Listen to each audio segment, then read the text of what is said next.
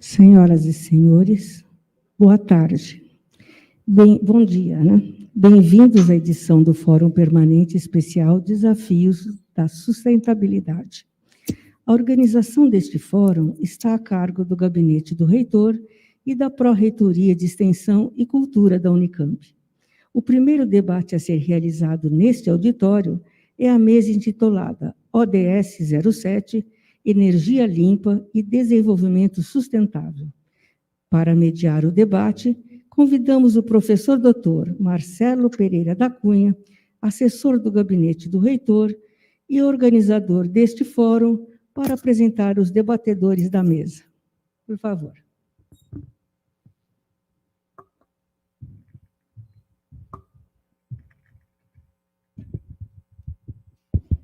Então, bom dia a todas e todos. Prazer ter vocês aqui. Espero que vocês se divirtam bastante com o nosso debate. Muita coisa importante para falar. Primeiramente, eu quero anunciar que nós temos o professor Luiz Augusto Horta Nogueira, da Unifei, a Universidade Federal de Itajubá, que vai poder participar remotamente. Professor, o senhor está nos ouvindo? Sim. Então, seja muito bem-vindo. Estou ouvindo bem. Daqui a pouquinho eu vou... Estou ouvindo bem. Perfeito. Eu vou fazer um breve relato do currículo de cada um deles. Vou chamar para compor aqui a nossa mesa. Na verdade, não é uma mesa. Vocês podem ver que é uma sala de visita, né? O professor Gonçalo Amarante, por favor. Será o nosso segundo debatedor. Obrigado, Gonçalo, por ter vindo. O nosso terceiro debatedor, o professor Marco Aurélio Pinheiro Lima. Marco, também obrigado por ter vindo. Bom, primeiro eu vou aqui anunciar quem são os nossos debatedores. O professor Luiz Horta, ele é graduado em Engenharia Mecânica pela Faculdade de Engenharia de Guaratinguetá, na Universidade Estadual Paulista. Ele é mestre em Engenharia Mecânica pela Unicamp, tem especialização em Economia da Energia pela Fundação de Bariloche e doutorado também aqui pela Unicamp. Ele foi cientista visitante da FAO, em Roma, em 97 e 98. Ele foi diretor técnico da Agência Nacional de Petróleo, ANP, no período de 98 a 2004. Ele é pesquisador visitante na CEPAL e também na IRENA, ou IRENA. Ele se aposentou em 2013, mas só se aposentou no papel, como é comum, como professor titular do Instituto de Recursos Naturais da Universidade Federal de Itajubá, tendo também experiência como consultor de agências das Nações Unidas, da ONU.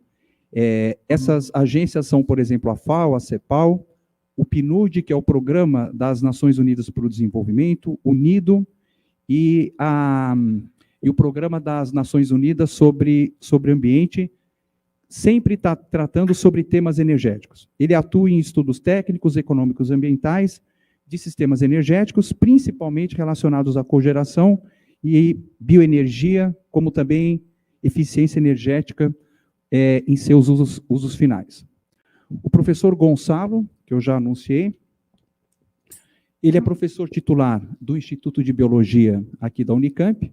Ele é engenheiro agrônomo, pela Universidade Federal da Bahia, mestre em genética pela Escola Superior de Agricultura Luiz de Queiroz, a USP aqui em Piracicaba, e doutor em genética molecular pela Universidade de Düsseldorf, na Alemanha. Ele é pesquisador associado ao Centro Nacional de Pesquisa em Energia e Materiais. Ele exerceu o cargo de diretor do Laboratório Nacional de Ciência e Tecnologia do Bioetanol, hoje conhecido como Laboratório Nacional de Biorrenováveis, de novembro de 2016 a novembro de 2017. Em 2011, ele foi cofundador da GranBio e cientista-chefe de novembro de 2012 a 2016. Ele é membro da Academia de Ciências do Estado de São Paulo. Ele também é membro do Grupo de Trabalho de Políticas em Biotecnologia e Recursos Genéticos do CNPq. Ele coordena o Laboratório de Genômica e Expressão da Unicamp. A sua área de especialidade compreende regulação gênica, biologia sintética e sistemas e biotecnologia, atuando em projetos de bioenergia. Ele coordenou e participou alguns grandes projetos em parcerias, envolvendo parcerias nacionais e internacionais com empresas e universidades. Ele tem 36 patentes depositadas, 6 registros de softwares concedidos pelo INPI e 171 artigos publicados em periódicos internacionais de elevado impacto. O nosso terceiro, então, debatedor, o professor Marco Aurélio Pinheiro Lima, ele tem graduação e mestrado em Física pela Universidade de São Paulo, ele tem um doutorado pelo Caltech, nos Estados Unidos, em 1986, ele é pesquisador 1A do CNPq desde o ano de 2021. Tá certo isso, professor? Desde 2021? Sim. Então foi até. Eu li errado, eu acho que eu falei desde. O professor Marco Aurélio também é membro da Academia de Ciências do Estado de São Paulo, é professor titular do Instituto de Física desde 98. Ele foi diretor fundador do Laboratório Nacional de Ciência e Tecnologia do Bioetanol, como eu comentei, o CTBE. Foi diretor fundador da Diretoria Executiva de Planejamento Integrado aqui na Unicamp. E foi o primeiro coordenador, posso dizer também, fundador do Hub Internacional para Desenvolvimento Sustentável, o HITS. Né? Aqui o professor está mencionando que está aposentado desde 2 de junho de 2022, mas parece que não é verdade, tá certo? Muito bem. Vamos começar, então, aqui o nosso debate. Eu preparei aqui, muito rapidamente, um material só para estimular essa mesa redonda. Maria, eu não estou conseguindo acessar a área de trabalho aqui. Como é que eu faço?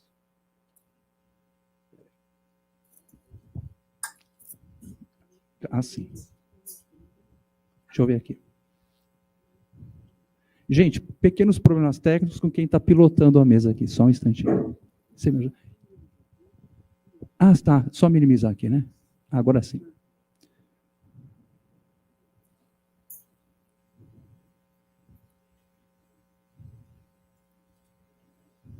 Bom, então, lembrando, o nosso fórum permanente hoje, ele vai tratar sobre o assunto da energia limpa e naturalmente ligada com o desenvolvimento sustentável. Então, quais são temas subjacentes que normalmente estão relacionados a esse assunto? Bom, o primeiro, é importante lembrar sempre que a composição predominante da matriz energética global é energia fóssil, né? Então, quando nós falamos da transição energética, é importante lembrar, 80% da matriz energética global é composta por uso de petróleo, por carvão mineral e gás natural. A situação do Brasil, ela é um pouco diferente. O Brasil tem praticamente metade da sua energia primária renovável, mas em termos globais, 80% da nossa matriz é fóssil.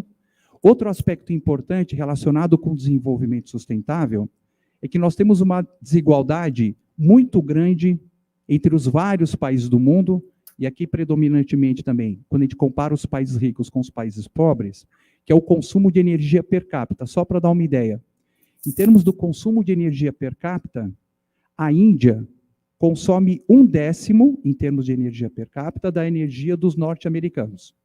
E vamos lembrar que a Índia é uma das maiores economias do mundo. Quando nós comparamos com países mais pobres ainda, por exemplo, o caso de Moçambique, o consumo de energia primária per capita nos Estados Unidos é 30 vezes o consumo de energia per capita primária em Moçambique. Um terceiro aspecto é a ligação entre energia e desenvolvimento econômico. Quando nós estamos falando das possibilidades das fontes alternativas, né, as várias fontes alternativas, elas têm, naturalmente, tecnologias diferentes e lidam com cadeias produtivas diferentes, né? Então, um determinado incentivo que um determinado país pode dar ao uso de fontes alternativas pode trazer diferentes implicações sociais e econômicas, e claro que para cada país, dependendo da energia que se incentiva, você pode identificar oportunidades que podem ser, digamos assim, desejáveis, principalmente para os países que são mais pobres, né? O quarto aspecto aqui são as oportunidades e desafios para energia limpa e desenvolvimento sustentável são absolutamente diferentes entre as nações ricas e as nações pobres.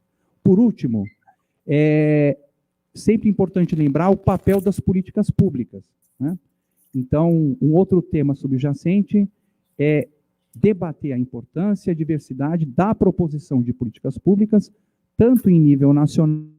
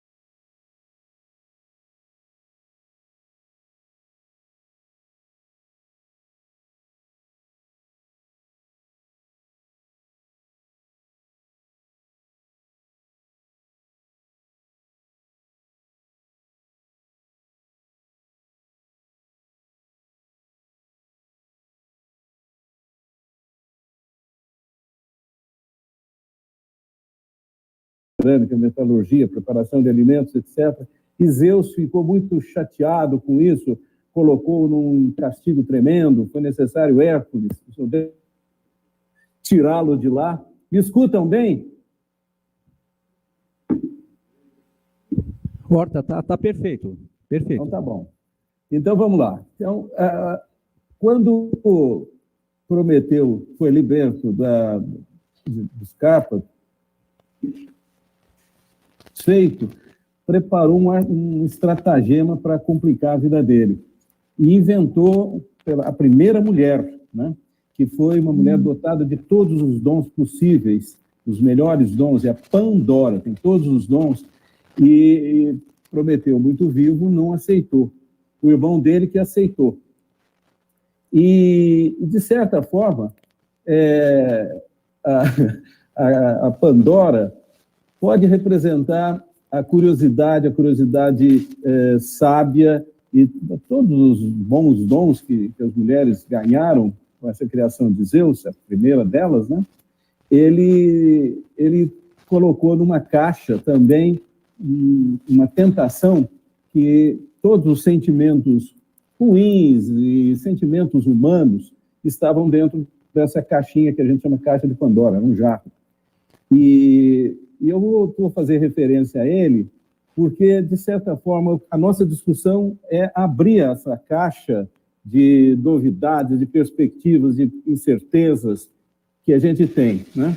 E, abrindo essa caixa de Pandora, eu quero tratar, então, do potencial dessas energias, do papel do P&D, dos materiais em energia, são nexos que a gente tem comentado pouco, falar da eficiência, que é uma coisa muito importante, que o Brasil não tem dado a devida atenção, e falar um pouco da equidade energética, para começar a nossa conversa. O temário é muito amplo e é muito gostoso entrar nisso.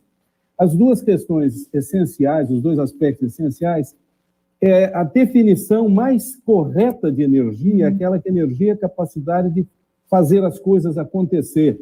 Não é só trabalho, é de uma forma muito mais geral. E essa capacidade é o que nos interessa promover o desenvolvimento sustentável, né? Agora, o outro conceito fundamental é que a energia que nós utilizamos, e para isso nós temos os sistemas energéticos, que buscam energia na natureza, fazem a energia passar por sérios processos de transformação, armazenamento, transporte, etc., e devolvemos a energia já utilizada, geralmente na forma de calor, também para a natureza, né? Então, energia é um recurso natural que cumpre usá-lo bem, né? E, nesse sentido, indo para a primeira questão, é o potencial das energias renováveis. Não há dúvida que nós temos um potencial que é bastante excedente em relação às demandas energéticas. Então, não nos faltam recursos energéticos baseados em formas renováveis, né, de base solar, quase todos eles, né? E dentre eles, a bioenergia, particularmente no caso brasileiro, é o primeiro recurso, o recurso mais importante que nós temos. Então, ao falar da necessidade energético sustentável, nós temos uma base de recursos adequados. A outra coisa é que a inovação resultante de esforços em pesquisa e desenvolvimento tem permitido uma evolução dessas técnicas com ganhos expressivos de eficiência e competitividade, viabilizando essas inovações, né, ao longo dessa cadeia no sentido da sustentabilidade. Essa figura é uma figura interessante, porque ela mostra como as grandes empresas de energia globais, são 60 empresas, um trabalho que a Neodata publicou agora em fevereiro, um trabalho recente, levantamento muito interessante, mostrando como que o setor energético global caminhou no sentido da redução das emissões e se engana aquele que acha que não estão ocorrendo modificações importantes no contexto energético global. Vejam vocês aqui, 2010, 2015, 2020, como nós tivemos uma redução em praticamente todas as empresas das emissões. Aqui no eixo híbrido a gente tem gramas de CO2 por quilowatt-hora. Então, de uma forma geral, isso foi no sentido desejável. Temos alguns exemplos, é lógico, de empresas que continuam emitindo muito, isso na Polônia, em alguns países onde se mantém níveis elevados de emissões, mas o Brasil, particularmente, como o Marcelo já mencionou, está muito bem posicionado. Está aqui a Eletrobras. Aqui está o México, a Comissão Federal de Eletricidade, uma emissão muito superior e próxima à média mundial. Mas o importante é que, apesar desse interregno aí, que infelizmente a invasão da Ucrânia trouxe, resgatando certas energias convencionais, não há dúvida que nós temos um caminho, que é um caminho saudável, determinado pela disponibilidade de formas energéticas e tecnologias bastante mais saudáveis, né? Isso do lado da oferta, do lado do consumo de energia, a evolução das eficiências das lâmpadas é notável, por exemplo, né? Poderiam pegar outras tecnologias. Hoje nós conseguimos obter 10 vezes mais luz, mais um efeito luminoso, do que as lâmpadas que nós usávamos há 20 anos atrás. Então, de fato, temos recursos, temos tecnologias, estamos indo na direção certa. Agora, vamos olhar certos aspectos que são importantes e acho que merecem ser destacados quando a gente começa a discutir a ODS 7. Uma delas é a questão que os materiais embutem energia. Energia não é só aquilo que nós usamos nos usos finais dentro da indústria, ou dentro das casas, no transporte, não. Um automóvel, para vocês terem ideia, no seu processo de fabricação, gasta 1/10 da energia, é dessa ordem, 1/10 da energia que ele vai consumir ao longo de toda a sua vida como combustível. Não é desprezível isso. E as cadeias nossas de produção, processamento, armazenamento de alimentos, por exemplo, onde nós utilizamos muito vidro, muito plástico, é também um sorvedouro, um sumidouro muito importante de energia. Então, hoje em dia a gente tem falado muito das emissões do berço ao túmulo, que é uma coisa muito interessante, a pegada de carbono, mas vamos olhar isso até de uma forma muito mais concreta. Quanto de energia que tem no papel que nós utilizamos para secar a mão quando lavamos a mão? É melhor usar isso ou usar aquele sistema com ar aquecido para ser aquele ventilador, né? O que eu quero dizer é que muita energia embutida nos materiais. Um outro aspecto que tem a ver com energia e materiais, e esse aspecto é uma preocupação, é que há uma limitação física na disponibilidade de materiais essenciais para os processos energéticos, principalmente nas tecnologias inovadoras. Nos motores elétricos, todos os veículos elétricos, uma série de terras raras, como magnetos permanentes, os geradores eólicos também utilizam esses materiais raros, as células solares mais especiais também trabalham, para não falar das fuel cells, das células de combustível, que dependem de lítio e cobalto, que são dois materiais muito raros. Essa figura é impressionante, mostrando como nós, no século XX, expandimos de uma forma irresponsável, eu diria, o consumo de uma série de materiais. Os mais evidentes aqui está o minério de ferro, etc., mas todos os materiais essenciais na economia moderna, fosfato, calcário, aumentou muito a sua demanda. E o estudo da criticalidade da disponibilidade desses materiais, que é limitado, eu insisto, em relação à sua demanda, traz uma série de preocupações novas que nós não nos dávamos conta e que precisa ser considerado. O professor Antônio Valeiro teve um tempo na Unicamp, um grande termodinamicista, tive o prazer de trabalhar um tempinho com ele aí. Ele, há anos já, trabalhava com exergia e agora ele tem produzido trabalhos na linha do Tanatia. Existe a Terra vista como uma Gaia, que é algo que se recupera se o homem souber trabalhar adequadamente. Mas ele, usando de uma outra figura mitológica, que é o Thanatos, que é aquele ser que promove a morte, chamou atenção para a limitação grave e preocupante da disponibilidade de certos elementos, né? O outro fator também que precisa ser tomado em conta, além dessa questão dos materiais, é que a energia não precisa ser só produzida de forma correta, tem que ser usada também. A questão energética, muitas vezes, equivocadamente, é tratada como uma questão de supply, de oferta. E não é possível, né? É necessário, é imperativo nós trazermos a questão da produção associada a toda a cadeia e uso final eficiente, que decorre não só de tecnologia, mas principalmente de hábitos de uso, né? A intensidade energética industrial no Brasil, por exemplo, a indústria é o nosso principal consumidor de energia, fora do compasso que os outros países têm adotado, nesse histograma aí, as colunas azuis, era a intensidade energética, que é um valor bastante agregado, mas é um indicador importante, uma série de regiões e países, aí em 1980 para cá caiu. E o Brasil é um país que aumentou. Pode ser uma decorrência da estrutura da indústria, mas nós temos que chamar mais atenção para essa questão da eficiência, né? E aí a ação do Estado é fundamental. Esse é um levantamento que fez parte de um estudo que, inclusive, colegas da Unicamp participaram, o professor Bajai, nós fizemos levantamento aí das perdas recuperáveis no setor energético, né? E vimos que na indústria, por exemplo, um grande volume das perdas na indústria pode ser recuperado mediante sistemas de cogeração, etc., e merece mais atenção do governo. O fato é que nem toda energia é útil e nem toda perda não tem valor, né? Finalmente, o último ponto que eu quero abordar com vocês é a questão da equidade energética. O ODS, a energia limpa, precisa ser acessível a todos. E eu me interesso por isso e acompanho como posso, mas eu não vejo a atenção que deveria ser dada e que eu vejo sendo dada em uma série de outros países e regiões, a questão da acessibilidade da energia.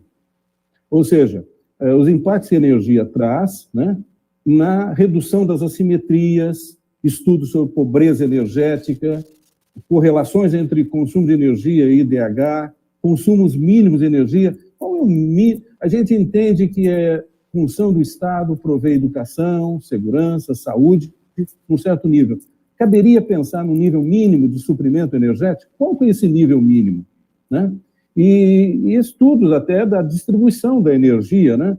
Usando curvas de Lorenz, índices de Gini, que tem perspectivas interessantes. Eu coloquei aí uma figura que é o livro clássico do Boa Nova, que é de 85. Não temos mais, até onde eu sei, trabalho, e eu tenho procurado trabalhos nessa linha. Encontrei um trabalho de 2018, interessante, mostrando aqui a curva de Lorenz para as regiões brasileiras, mostrando que a distribuição, por exemplo, na região norte, é a mais assimétrica do consumo de energia elétrica no Brasil. E veja aqui que interessante, que a gente acaba concluindo daí, e isso ajuda a definir políticas públicas corretas, estimular a eficiência com equidade, né? A gente tem nessa figura, na figura da direita, 5 grupos de consumidores dispostos segundo a sua renda. O quintil aqui, com maior nível de renda, consome 48% da energia no Brasil, quase metade, enquanto que os 20% mais pobres não consomem tanto. Então, são necessárias políticas para dar acessibilidade à energia, que além de limpa e confiável, precisa realmente chegar a todos, né? Então, voltando à Pandora, é interessante lembrar que na caixa dela, quando distribuiu todos esses sentimentos humanos, sobrou um para a gente usar com muito critério, que é a esperança, né? Então, vamos usar dessa esperança nesse momento tão carente disso, né? E o papel da... Não sei se vocês puderam me acompanhar, mas procurei ter dado o meu recado e aproveitar dessa excelente oportunidade que vocês me oferecem. Muito obrigado.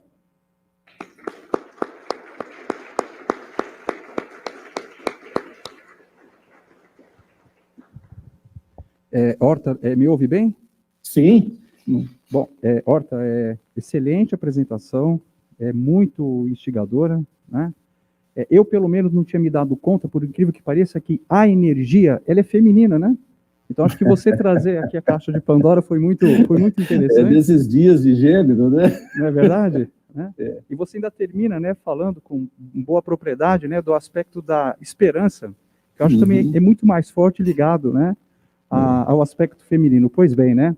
Eu vou comentar aqui muito rapidamente os pontos que você chamou a atenção, para também instigar aqui a nossa plateia para o nosso debate, né? O assunto relacionado, né? Que, primeiro, chama muita atenção que diz você que não faltam recursos renováveis, né? Para a transição, digamos assim, da matriz energética para irmos para uma matriz renovável. Bom, se não faltam recursos renováveis, quais são, né? O que nós temos que superar como desafios, né? Para poder fazer a transição energética, que é para acontecer já, né? Isso não é exagero, né? Acho que outro ponto que você chamou bem a atenção aqui, que às vezes nos esquecemos, a energia nós não devemos pensar só no seu uso final, mas como que ela está incorporada nos produtos, bens e serviços que nós consumimos, né? E essa discussão é muito importante à luz da avaliação da sustentabilidade, do conceito de ciclo de vida, como você mencionou, né? O outro aspecto, né, tem sido em relação à mobilidade, está crescendo bastante, né? Eu, particularmente, olho para esse assunto, os números, o entusiasmo e a venda, produção e venda, em alguns países, por veículos elétricos, né? E aí, ficarmos atentos a respeito dos recursos naturais que são requeridos para esse entusiasmo, né? Relacionado ao uso da energia elétrica, em particular no setor automotivo, pensando no transporte, né? É claro que existem várias tecnologias para eletrificação, mas quando pensamos nas baterias, esse assunto realmente ele é bastante relevante, né? E por último, aqui a tua menção sobre o aspecto também, né, da desigualdade com relação ao consumo de energia, né? Então, quando nós falamos da pobreza, ela também, infelizmente, ela tem um reflexo na pobreza energética, né? Então, obrigado. Obrigado também por ter cumprido muito bem aí o nosso tempo, né? Então, vai sobrar espaço adequado para o nosso debate. Então, eu vou convidar agora, por favor, o professor Gonçalo, para fazer a sua explanação. Gonçalo, eu vou colocar aqui a sua apresentação, tá? Eu vou colocar.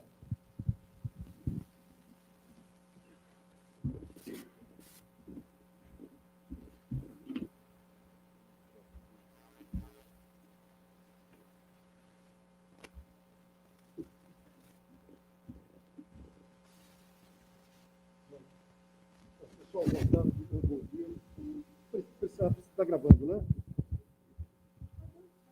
Deixa eu pegar outro aqui.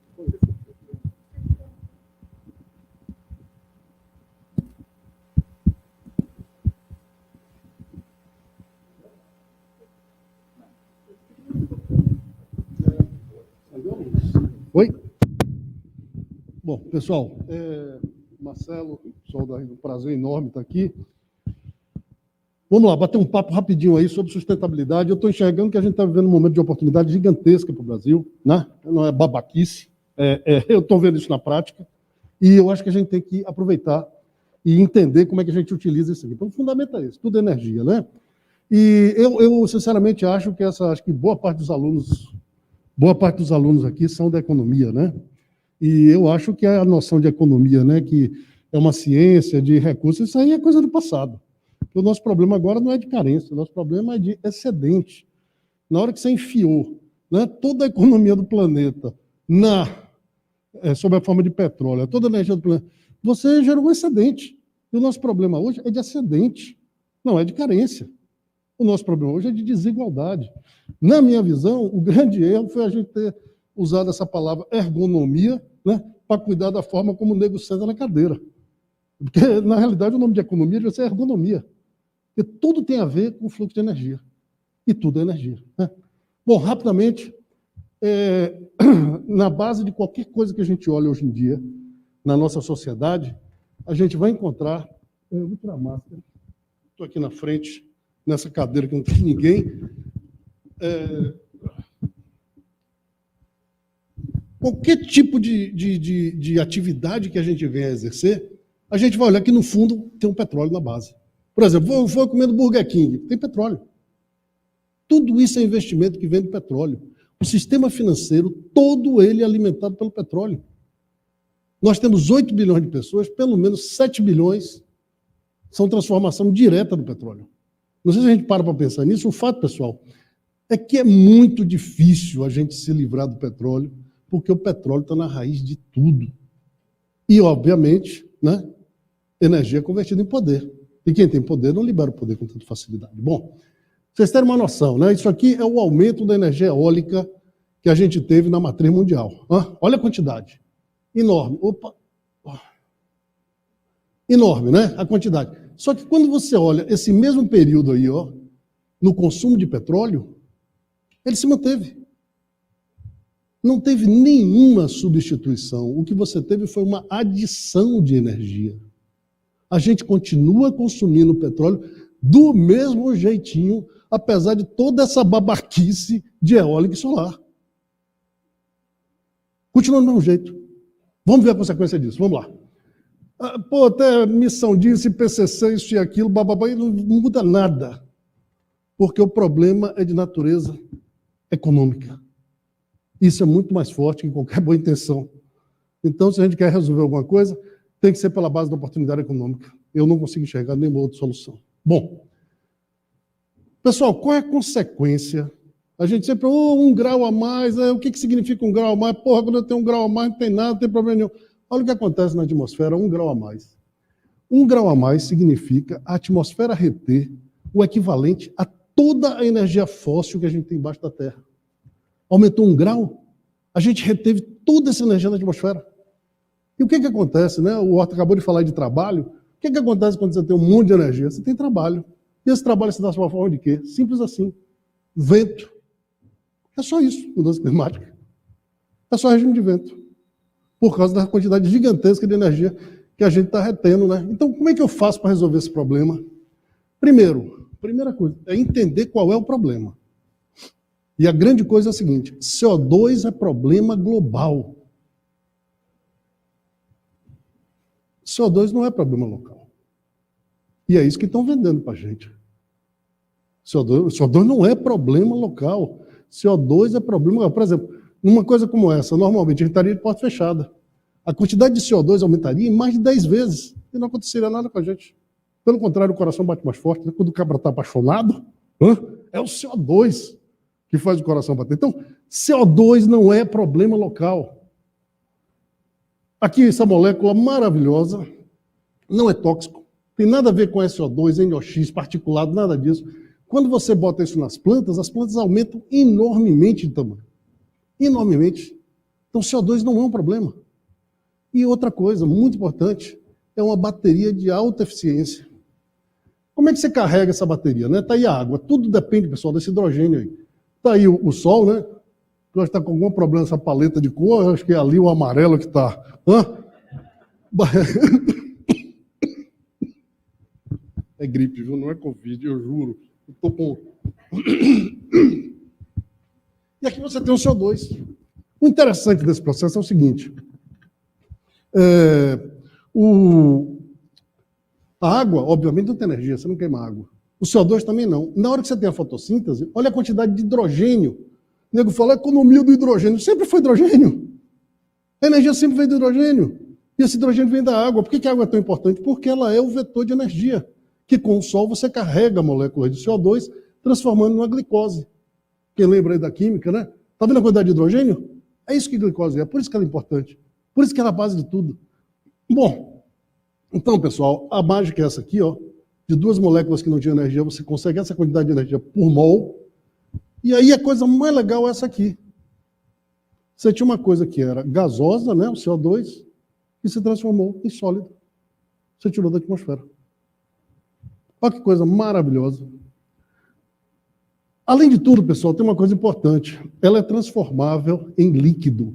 Olha o que acontece, vocês conhecem isso aqui muito bem, uma levedura, né? Talvez não conheçam tão bem nesse formato, seguramente nesse formato. Não é vermelha essa cerveja, tá? É aquilo ali. Então, quando você faz isso aqui, ó, ela se transforma de sólido em líquido. Mas vejam que a energia, ó, foi toda retida. Olha que sistema maravilhoso, não tem nada, né, metálico que tenha essa eficiência. Então você pegou alguma coisa que era sólida e transformou em líquido. Por que o petróleo, por que nós nos tornamos viciados pelo petróleo? Por uma razão muito simples, ele é líquido. A partir da Primeira Guerra Mundial, né, da Segunda, quando o pessoal disse que precisava dos navios andarem mais rapidamente, Churchill teve essa grande ideia para acabar com a Primeira Guerra Mundial. Vamos enfiar, né, petróleo nos navios, que ele vai andar mais rápido. É verdade, ele acabou a Primeira Guerra Mundial, mas gerou a Segunda, a Terceira, gerou todas essas. Mas a grande contribuição do petróleo é porque ele é líquido, exatamente como o etanol. Exatamente como o etanol. E nós também ainda temos na bioenergia uma coisa maravilhosa, que é o gás, o biometano. Né? O biometano é sensacional. De qualquer coisa você produz biometano. E tem uma capacidade energética enorme. Né? Agora, finalmente, o Brasil começou a entrar, né, num processo de biometanol. Dá para você passar aí esse filmezinho rapidinho? Não sei se eu consigo passar por aqui. Pessoal, olha que coisa sensacional. Esse puta caminhão, vocês estão vendo esse negócio aqui que é amarelo? Como vocês podem ver ali? É tanque de biogás. É tanque de biogás. Olha que coisa sensacional. Olha o tamanho desse tremião. Isso aqui é da sábado passado. carrega cana, que você moe, produz etanol, que gera vinhaça, que gera biogás, que movimenta caminhão. Fechou. E dá para fechar melhor ainda. É pouca ambição não emitir. Nossa emissão tem que ser sequestrar. Mas vamos chegar lá. A grande falácia. O cabra hoje em dia vê, né? Criança vê fumaça e diz, meu Deus, está cheio de CO2. Aí, solução? A bateria. Claro. Obviamente, isso não é solução nenhuma, porque a bateria descarrega e quando você recarrega a bateria, você tem que recarregar, e para recarregar a bateria, hoje em dia, 85% das fontes de recarga de bateria são fósseis.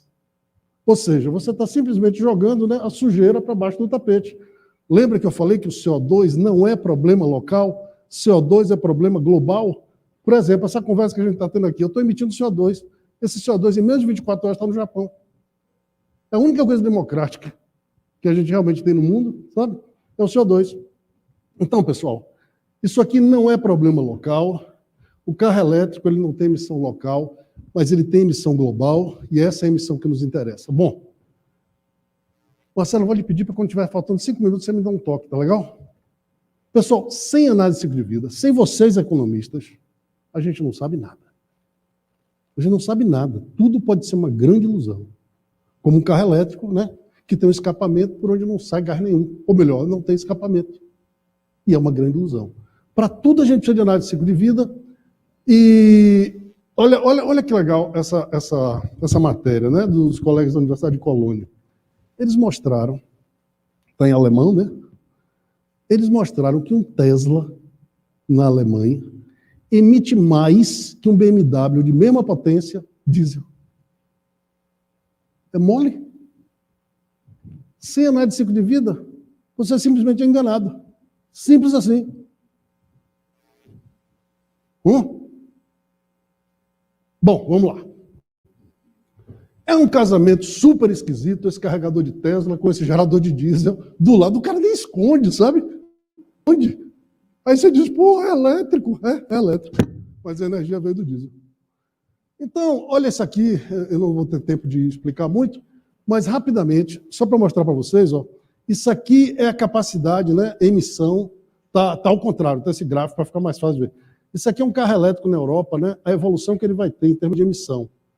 Aqui é o nosso carro etanol hoje. Hoje, nosso carro etanol é muito melhor. E quando a gente for avançando para esse nosso combustível, aí, meu amigo, é imbatível. É imbatível a quantidade de emissão por energia gerada. Bom, combustão não é problema, venderam essa ideia para a gente, combustão não é problema, o problema é o combustível, né? E olha aqui o que acontece, a gente está acabando um aluno meu de doutorado, está mostrando claramente, o carro híbrido etanol é imbatível. A única coisa que vai bater o carro híbrido etanol é o carro a célula combustível etanol. Ou biogás, melhor, o biogás é ainda melhor que o etanol. Então, outra coisa importante, o cara diz, não, vamos fazer tudo elétrico. Sabe quanto é que custa para fazer uma rede mínima de postos de recarga no Brasil? 1,5 trilhão. Eu tenho um amigo, né, ele falou, pô, Gonçalo, acabou de fazer um corredor eletrificado daqui para o Rio Grande do Norte, de Salvador. Sou baiano, não sei quem notou o sotaque. Daqui para o Rio Grande do Norte, eu digo, pô, que legal, cara. Foi 4 pontos de carregamento. Eu digo, você tem 4 pontos de carregamento daqui para o Rio Grande do Norte, e você está comemorando. E gastou uma fortuna nisso aí. Essa aqui, isso não tem sentido nenhum. Bom, uma coisa importante, né, que realmente o motor elétrico é muito mais eficiente do que o motor a combustão. Entretanto, o que a gente olha quando a gente vê um motor a combustão? Pessoal, a gente olha a peça. Tem bomba disso, bomba daquilo, bomba de não sei o quê. Essas peças são formadas por trabalhadores. Quando você acaba... Eu vou repetir isso aqui, porque essa é a grande falácia e esse é o grande truque. Na hora que você tem carro elétrico, você não precisa mais de indústria em país nenhum. Você produz em um lugar e exporta para todo lado, porque não tem peça. O que aconteceu com a Ford? Porra, Ford está no Brasil há 50 anos, ela fechou no fim de semana. Para se concentrar aqui, ó. Então, meu irmão, antes de você ouvir alguém falar bem de motor elétrico, pense nas consequências desse negócio. Isso acaba a indústria nacional. E piora a quantidade de CO2 na atmosfera. Isso é um truque. Bom, o fato, pessoal, é que Carro elétrico não é sinônimo de bateria metálica. Aqui a gente tem esse carro Mirai, não vou explicar muito, mas basicamente é o seguinte, ó. Isso aqui é chamada célula combustível PEM, Proton Exchange Membrane. Aqui está o hidrogênio, super puro. Essas células aqui, elas usam metal nobre, platina e tudo mais. Até um negócio curioso, você vê em Portugal tem um vídeo, né, do sujeito roubando um catalisador. Bota um macaco e... Esse negócio devia vender em loja de, né, em loja de joia, porque é caríssimo e o hidrogênio tem que ser super puro. Aí esse hidrogênio vem e é um pouco contraintuitivo. O próton é que atravessa a membrana e o elétron tem que sair por algum lugar. E esses elétrons fazem uma corrente elétrica. É um carro elétrico, do outro lado sai água. Se o hidrogênio for limpo, ele só tem como emissão água. Deu para entender a lógica? Essa é uma. Quais são os riscos? Meu amigo, quando o nego botou esse negócio, fez que maravilha. O pessoal do petróleo, né, da indústria de petróleo, fez maravilha. Vamos produzir hidrogênio. Vamos produzir hidrogênio, que vem da reforma do gás natural, que é muito mais barato do que fazer hidrogênio, né? Aí o cara diz hidrogênio verde. O que é o hidrogênio verde? Vamos lá. Eólica. Quando tem vento e eu não tenho demanda, eu não preciso de energia. Né? Solar, mesma coisa. Eu falei, pô, vamos pegar isso aqui, essa corrente elétrica, enfiar na água, aí vai produzir hidrogênio. Aí vamos pegar esse hidrogênio. E o marketing é lindo. Hidrogênio verde. O que você viu de verde aqui, pelo amor de Deus? Onde é que tem verde aqui em algum lugar? Chamou de hidrogênio verde. O da biomassa estão chamando de hidrogênio musgo. Porra, vai tomar banho. Bom, olha o verde aí. Quem já viu uma análise de ciclo de vida de uma placa solar? Tem uma feita no Rio Grande do Norte. Terrível. Olha aqui, ó. Isso aqui é um trator gigantesco. Isso aqui, ó, é pá de eólica. Eu espero que nunca nenhum de nós tenhamos a experiência de morar próximo a uma pá eólica. No Nordeste, por exemplo, onde tem aquele monte, é porque as populações são pobres e não estão sendo ouvidas. É uma loucura. 5 minutos, beleza. Pessoal, sem análise de ciclo de vida, a gente não sabe nada. E aí aparece um problema. Porra, como é que eu armazeno esse hidrogênio? Esse negócio é líquido e altamente explosivo. Aí os caras tiveram uma ideia maravilhosa. Não, vamos pegar o CO2 e enfiar esse hidrogênio no CO2. Aí formam o combustível mais avançado do mundo, que eles deram o nome de e-fuel. Muito bom. O que é o etanol? A natureza pega o hidrogênio da água e enfia no CO2. Com uma vantagem. Tem um oxigênio na molécula que faz com que ela não produza particulado. Particulado é o que nos torna doentes crônicos. É o que nos torna... O etanol não forma particulado na sua combustão. Bom, pessoal, o fato é que essa transição energética, né, na realidade é uma maquiagem energética. Quando a gente olha, por exemplo, o etanol, né, a gente vê, primeiro, o etanol tem uma densidade energética de cerca de 50 vezes a densidade energética de uma bateria metálica. Recarrega na mesma hora, como todos vocês sabem, né? E, putz, esse negócio está rodando muito rápido. Só que a gente tem descarregado essa bateria até hoje, essa bateria de CO2, né, através da combustão. Só que hoje em dia nós temos tecnologia para descarregar de outra forma. Porque não adianta eu chegar aqui para vocês e falar que o carro elétrico é isso, é aquilo, é não sei o quê. Tanto faz, porque esse negócio ficou sexy. Na hora que fica sexy, meu amigo, esqueça seu pré-frontal, vai tudo para o seu sistema límbico. Já era. Já foi. Eu vou brigar com isso? Só se eu fosse burro. Eu sou geneticista, eu sei como isso funciona. O que é que eu tenho que fazer? Eu tenho que me juntar a eles. E aí converter, né, o que era problema, né, o que está sendo feito com o coração, eu tenho que pegar aqui o que está sendo feito com o cérebro e transformar em alguma coisa que venha para o coração. Como é que eu faço isso? Célula combustível, um outro tipo. Por quê? Porque essa ideia de eletricidade, aquele negócio que você enfia o dedo na tomada e toma um choque, isso é bobagem. Eletricidade, na realidade, lembrando que tudo é energia, né, é movimento de elétron. Eu posso pegar, com tecnologia, e fazer o seguinte, ó. Primeiro, isso aqui é um equipamento chamado reformador, super simplificado, tá? Isso aqui é uma molécula de etanol. Tá legal? Eu jogo água, o reformador, eu consigo separar o hidrogênio da molécula, tá, do CO2. Lembrando que esse CO2, ele veio da atmosfera, ou seja, verde. Esse hidrogênio aqui agora, pessoal, eu consigo vir nesse outro tipo de equipamento, chamado célula combustível SOFC, Solid Oxide Fuel Cell, e aqui agora esse hidrogênio, esses elétrons, é um hidrogênio sujo, não é tão puro, muito mais barato de ser obtido, pode ser obtido no próprio carro. Aqui você coloca, ele entra por aqui, né?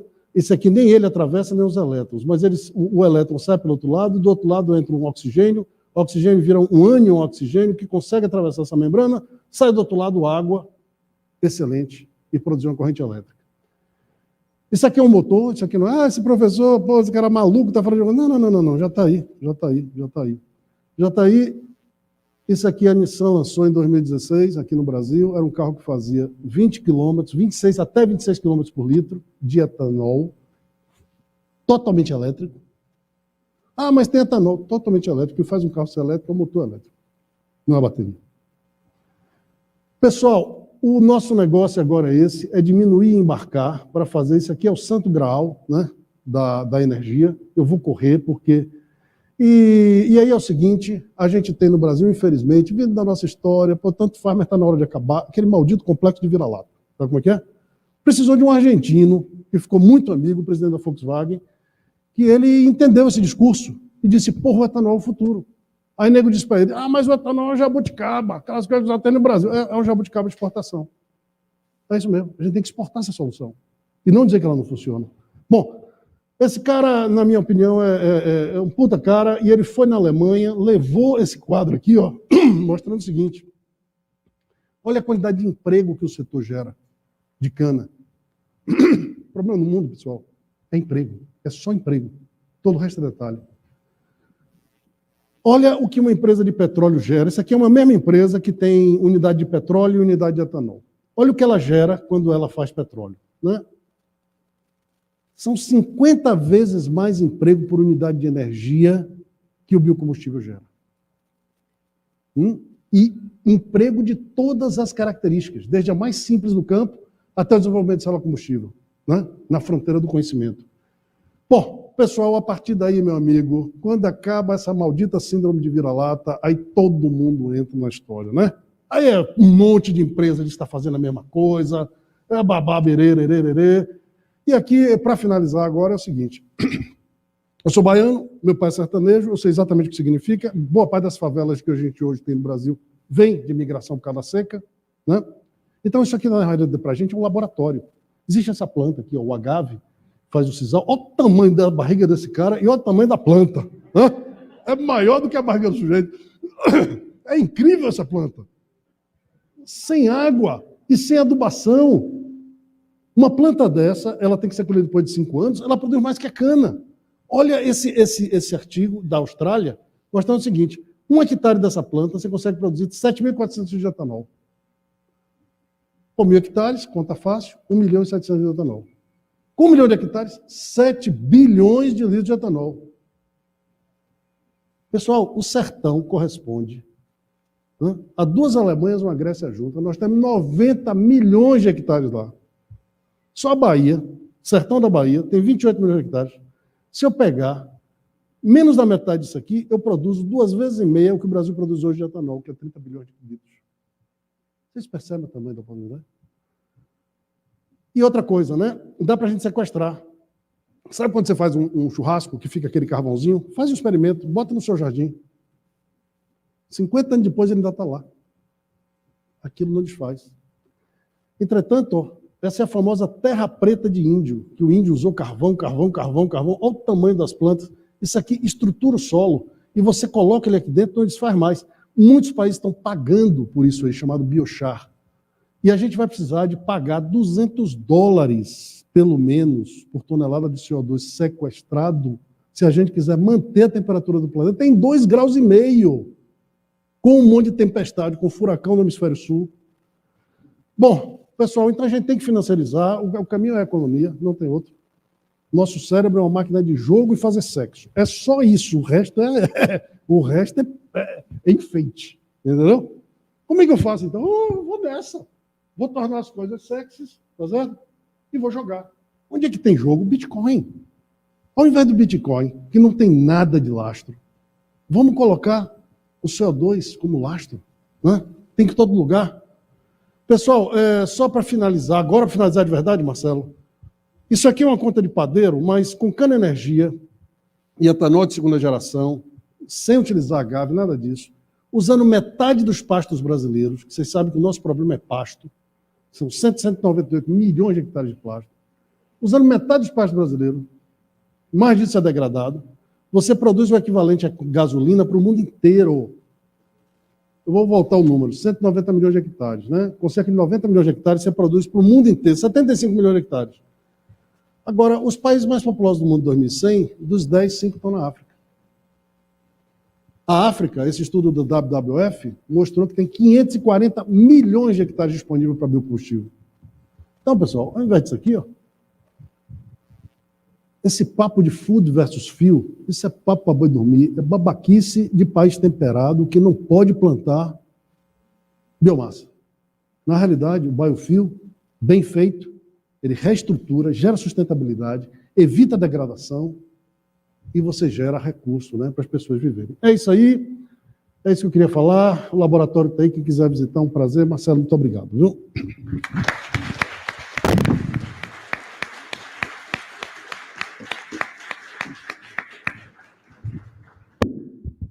Bom, Gonçalo, nós que agradecemos, muito entusiasmada sempre, né? As tuas apresentações, muito provocativa, né? Em especial, acho que poderia dizer o seguinte, de fato, o CO2 ele é um problema global, mas ele tem as suas origens como vários locais, né? E para o Brasil, acho que a tua apresentação traz bem essa mensagem, que o assunto da transição energética, nesse assunto da bioenergia, que nós já sabemos há muito tempo, né? Até o momento, o carro flex que nós temos aqui no Brasil, usando etanol, é uma das melhores soluções para reduzir as emissões de gás de efeito estufa, né? Então, na média, o uso de etanol em carro flex no Brasil reduz, comparado com os da gasolina, entre 80% a 90% das emissões, né? Então, o professor Gonçalo trouxe aqui, você falou, né, da solução, o híbrido etanol é imbatível, um híbrido flex, né? Mas nós já temos o flex, né? Então, o híbrido já é uma solução de mercado, algumas montadoras, né, já oferecem esse veículo. E pensando ainda num desenvolvimento mais desafiador, em termos, por exemplo, da célula combustível, né, que muito avanço já vem, já está sendo colocado em prática, né? A tua apresentação também, ela conversa bastante com a anterior do professor Horta, no sentido de que energia renovável, o problema, pelo menos teoricamente, não são recursos. Só com a biomassa você mostrou, né, que com 90 milhões de hectares, né, é possível, com o etanol, né, se eu bem entendi, abastecer ou prover toda a demanda que nós já temos em termos globais por gasolina, né? Eu vou convidar, então, agora o professor Marco Aurélio Pinheiro Lima, né, para fazer a sua apresentação. Marco, obrigado aqui pela presença. Eu vou colocar aqui, tá? Espera que eu vou carregar a sua apresentação. Bom dia a todos. Eu vou ficar desse lado para a minha apresentação ficar colorida. Então, olha, bom dia a todos. Eu queria primeiro agradecer o convite, não só agradecer o convite, mas apontar que o Brasil precisa disso, né? Essa discussão sobre sustentabilidade é urgente e, na minha opinião, tem grandes oportunidades para o Brasil, além de uma necessidade global da gente enfrentar o tema com muita responsabilidade.